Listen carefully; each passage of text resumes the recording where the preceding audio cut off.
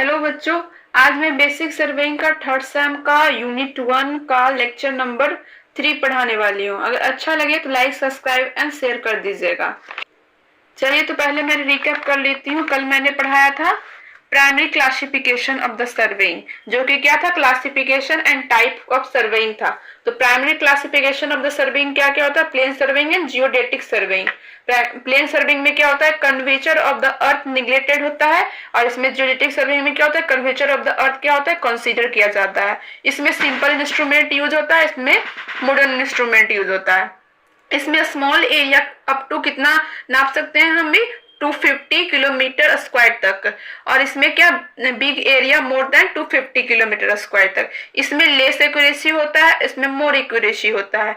इसमें क्या होता है कि अगर जो line joining between two points is straight line, अगर दो पॉइंट के बीच में अगर लाइन ज्वाइन करते हैं तो क्या होता है, एक स्ट्रेट लाइन बनता है। और इसमें क्या होता है, line joining between two points is curve line. इसमें क्या होता है कि दो लाइन के बीच में अगर जो हम दो पॉइंट के बीच में अगर जो हम एक लाइन ज्वाइन करते हैं उससे कैसा लाइन बनता है, एक कर्व लाइन बनता है। चलिए तो आज में secondary classification of the surveying पढ़ते हैं। Secondary classification of the surveying कितने पार्ट में किया गया है? Secondary classification of surveying 4 part में किया गया। एक कौन सा मेथड है, एक क्लासिफिकेशन बेस्ड, शॉर्ट फॉर्म में लिख दें क्लासिफिकेशन, ठीक है। यहाँ पे classification based on instrument, classification based on a method, classification based on a method and classification based on a method, या फिर इसको पर्पस भी बोल सकते हैं, पर्पस बोल देंगे मेथड ने। Classification based on a nature. चलिए तो secondary classification of the surveying का फर्स्ट मेथड ये वाला करते हैं, इंस्ट्रूमेंट वाला। तो क्या लिखेंगे,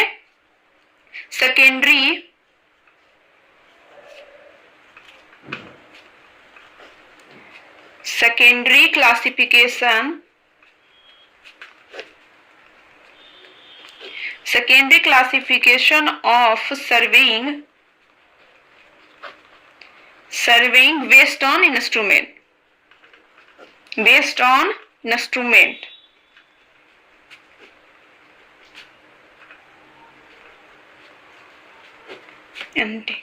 फर्स्ट नंबर में। अब ये क्या होता है, कौन कौन इसमें कितना टाइप में बांटा गया है इंस्ट्रूमेंट के बेस पे सर्वेइंग। तो सबसे पहले के फर्स्ट नंबर में क्या होता है, चेन सर्वेइंग,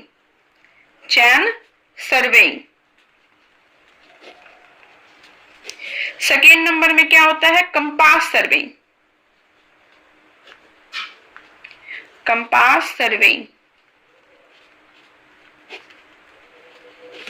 थर्ड नंबर में theodolite surveying,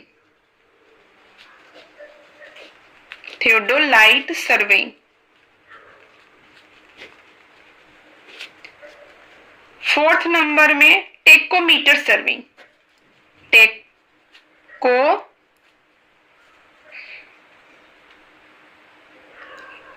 tacheometer surveying.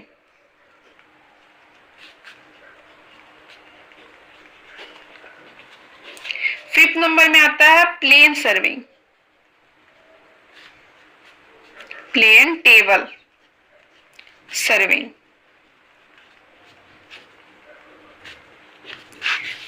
Surveying, ये secondary classification of surveying based on instrument कितने पार्ट में बांटा गया है, 5 पार्ट में बांटा गया है। तो चलिए सबसे पहला नंबर में चेन सर्वेइंग का डिटेल में जानते हैं कि क्या होता है chain surveying.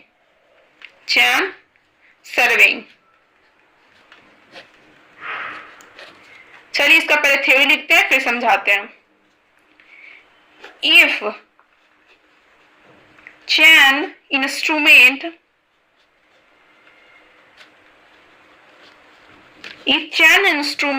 is used for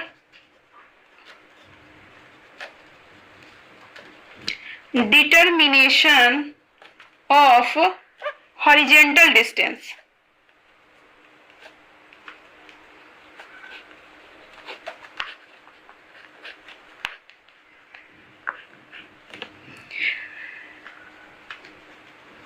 is called chain surveying.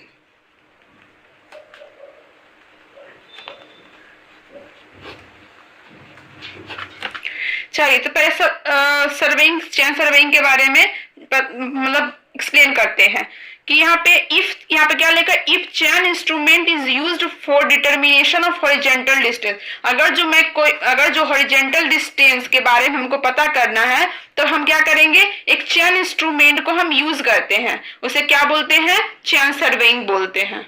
अब मैं कंपास सर्विंग जो कि सेकेंड नंबर में बताए थे कि सेकेंड नंबर कंपास सर्विंग, उसके बारे में बात करते हैं। कंपास सर्विंग क्या होता है उसके बारे में पहले लिख लेते हैं डिटेल में। If compass instrument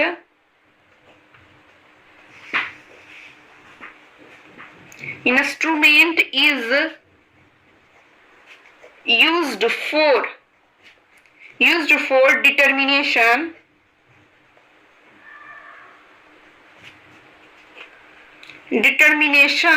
of angular measurement, angular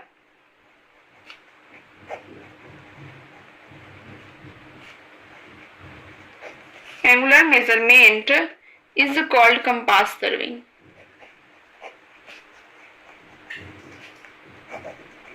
Compass serving.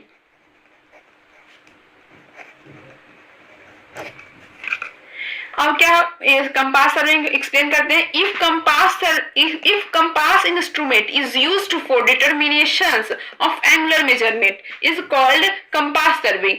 जब भी हम एंगुलर मेजरमेंट, जैसे कि मैंने स्टार्टिंग में बताया था कि एक हॉरिजेंटल सर्विंग क्या होता है, एक हॉरिजेंटल डिस्टेंस को नापते हैं, फिर एक वर्टिकल डिस्टेंस को नापते हैं, और एक क्या करते हैं, एंगुलर मेजरमेंट को नापते हैं। उसे क्या बोलते थे, रिलेटिव पोजीशंस बोलते थे।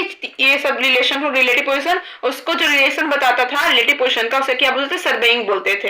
तो ये जो एंगुलर मेजरमेंट को क्या करता है, कंपास इंस्ट्रूमेंट क्या करता है, ये यूज किया जाता है एंगुलर मेजरमेंट के लिए, उसे क्या बोलते हैं, कंपास सर्विंग बोलते हैं। चलिए थर्ड नंबर में क्या था, थेडोलाइट सर्विंग। थेडोलाइट सर्विंग के बारे में चलिए पहले लिख लेते हैं। If theodolite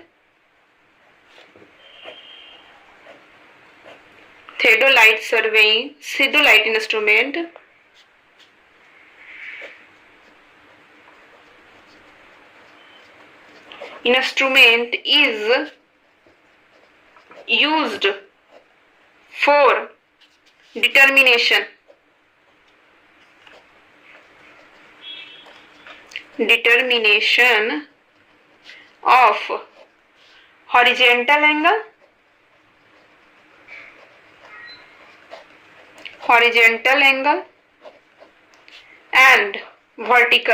is used for determination of horizontal angle and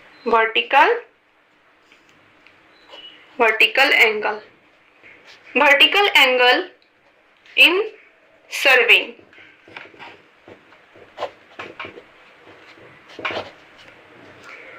is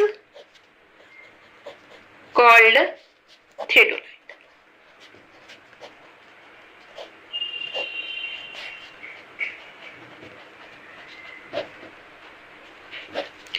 अब क्या है, थेडोलाइट के बारे में एक्सप्लेन से बताते हैं। If theodolite instrument is used for determination of horizontal angle and vertical angle in a surveying is called theodolite serving. अगर जो हम हॉरिजेंटल एंगल और वर्टिकल एंगल निकालने के लिए थेडोलाइट इंस्ट्रूमेंट यूज करते हैं, उसे क्या बोलते हैं, थेडोलाइट सर्विंग बोलते हैं। चलिए तो फोर्थ नंबर में क्या था, टेकोमेट्रिक सर्विंग। टेकोमेट्रिक सर्विंग के बारे में चलिए पहले लिख लेते हैं। इन tacheometric serving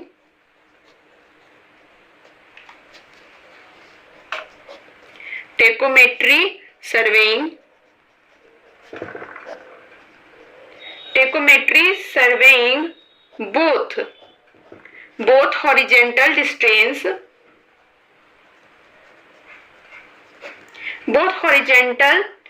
horizontal distance and vertical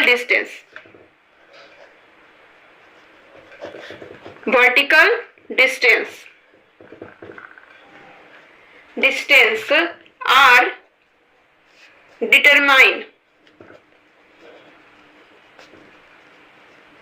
determined with the help of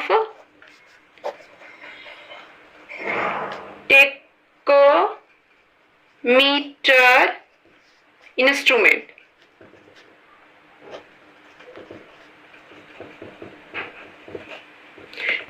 चलिए अब टेकोमेट्रिक सर्वेइंग के बारे में समझते हैं।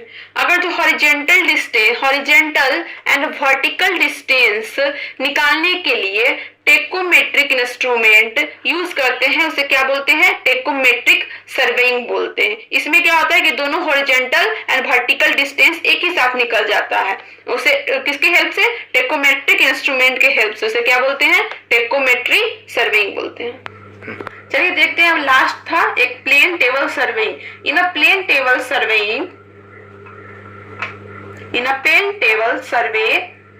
Work and plotting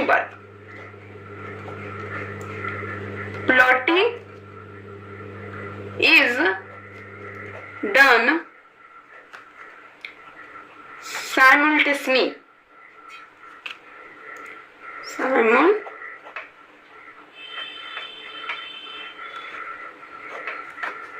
simultaneously with